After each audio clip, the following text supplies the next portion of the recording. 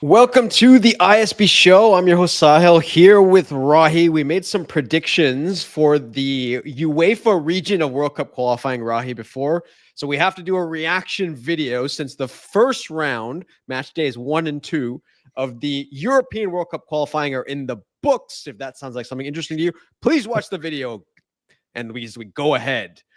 We Rahi with Well, the Spain jersey. I don't half know. of the Yeah. groups played, right? It's half of the first round is in the books. There's so many games. There's so many groups. It's so confusing.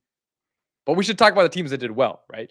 We'll start off with the teams that are well. You've worn an España jersey, and I'm pretty sure España was not playing in this round. I'm not even going to No, ask they why. weren't, but they did win their Nations League True. game in penalties against the Netherlands. But let's talk about another red team that we Yes. said had to have a big qualifying because we were expecting it, because they have a good team, because they have good players, but they quite not yet have hit their peak.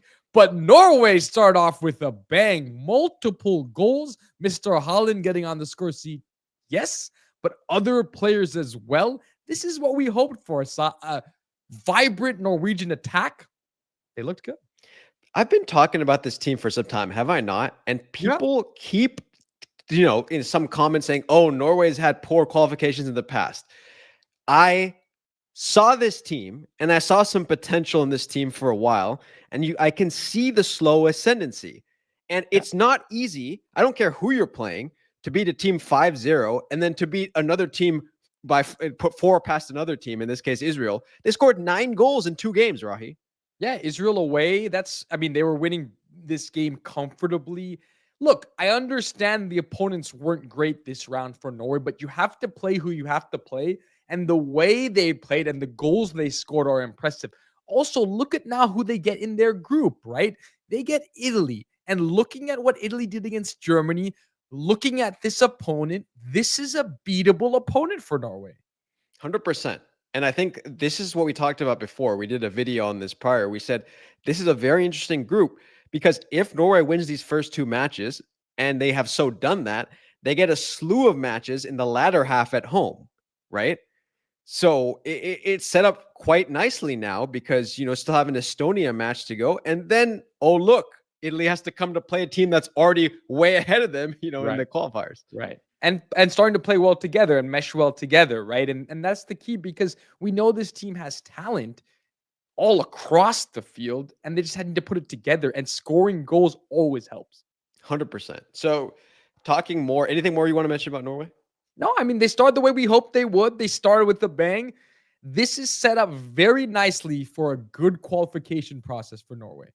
Yes, yes. So moving forward, I think Poland we expected based on the Yeah. opponents, and then they we expected them to win. They got the results needed. The more surprising team, or the team I would say is the surprise of the round, was Bosnia, and Yeah. primarily because of that first match away in Romania where they got the victory. We talked about Romania. We talked about how good they looked at times in the Euros, that they were on the ascendancy. And for Bosnia to go on the road and get this victory is really impressive. By the same hand, it's disappointing for Romania to start off this way. But one thing we know about both these teams is they're wildly inconsistent. So we shall see what happens. It's still early days. It's a great start for Bosnia. It's a terrible start for Romania, but we got a lot left to play for here. Yes, 100%. So Romanian fans out there, it'll be interesting to see what they thought about this particular match because, It wasn't good. it, wa- I mean, it wasn't good. it definitely wasn't good. There was this one dubious moment, right, that Romania has been talking about where they thought they should have had a penalty, and that's kind of been, the talk out there. But Yeah. regardless of the situation, it happened as the way it is. All right, let's finish with this because there's one team that I do want to talk about that had a couple of very interesting matches. Yeah. No, I The mean, this is Wales. what Wales does, right? And they're a very fun team to watch because we've seen them time and time again. They tend to overperform for the talent that they have, and they do it because they show up with incredible heart. And again, in this window, what we saw was incredible heart to go uh, down against North Macedonia and then to get in back the way they did. Impressive, right? You know what I loved about that is the sub of Kiefer Moore. that Yeah. the manager brought in, because the team Just was a poacher. it was that play, like he kind of at the end brought in this player where you're like, I'm going to go old school with this. Yeah. And I'm going to bring Kiefer Moore, and we've seen Kiefer Moore before. He Just just a managed to handful. score goals for Wales, at the right moments. And Yeah. even on the last goal, he knocks it down. And David Brooks, what a story, David Brooks, with all he's been through. It's just an incredible comeback story for David Brooks. But to score that in that moment, and I said the Kazakhstan match, the first match, it's not an easy team to play against. Kazakhstan is not No. an easy team to play against. Dan James. I mean, a player that I've always liked. Yeah. With the starting off the first goal, which I thought was very appropriate for him too, because he was the one who missed the last penalty against Poland that kept him out of the Euros. So I see a lot of it's almost like a comeback story for Wales. I really feel like this campaign that's what it's Yeah. about. It has all the good vibes of those teams that did well, right? The team that beat Belgium when Gareth Bale was playing very well for this team. It has all the kind of spirit again with Wales. Look, it's hard to play these games. It's hard to survive this qualification. It's really hard to concede a goal in the 91st minute and then equalize. That says a lot about the character of a team. Yeah, and it's a North Macedonia team. Say what you will about it's North Macedonia. It eliminated Italy a few Yeah. from previous campaigns. They had a match where they beat Germany. So this is not a joke team, that or anything like that. So this is hard to do. But It is hard to do.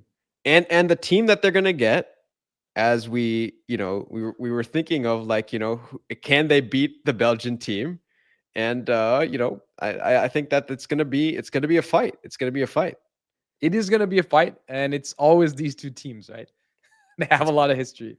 It's always these two teams. So it'll be exciting. The World Cup qualifiers have just started for the UEFA region in Europe. Let us know who you thought did well this round. Of course, the Czechs had victories too, and some other The teams. Czechs Right? survived against Faroe Islands. This is a Faroe Islands team that has really been in the ascendancy. We have to talk about England. I mean, England comfortable. They're going to be fine, but Yeah, impressive. impressive. England's a team that I think at this point in time they'll be here. They'll be in the US. They will be here. So Do we need to talk about Albania beating Andorra? No, I don't think we need to talk about that. I think we need to go. We have some Albanian friends out there, and I think we need to see some more victories by Albania, down the line before we can actually talk about them. So, for those of you enjoying these videos, please subscribe to the channel. We'll bring you a lot more on the European region. And until next time, keep watching the beautiful game.